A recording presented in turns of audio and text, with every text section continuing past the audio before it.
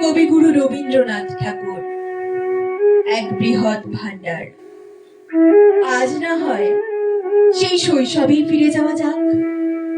শিশু ভোলানাথ, ডাকঘর, সময়ের দোলাচলে ব্যস্ততায় আজও মনে পড়ে, জল পড়ে, পাতা নড়ে।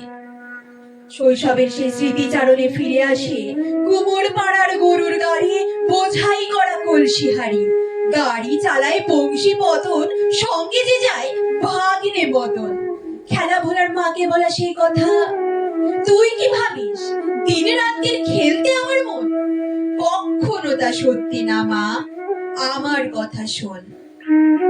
শৈশবের সেই ছোট খোকা বলে অ আ, শেখেনি সে কথা কওয়া।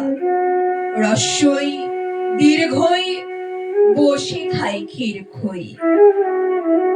আজ বারবার মনে হয় নির্জন ইচ্ছামতি নদীর ধারে গিয়ে বলি, যখন যেমন মনে করি তাই হতে পাই যদি, আমি তবে এক্ষুনি হই ইচ্ছামতি নদী।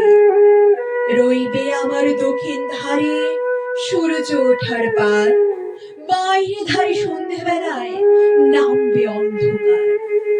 আমি কইব মনের কথা দুই পারেরই সাথে, আধেক কথা দিনের বেলায়, আধেক কথা রাতে।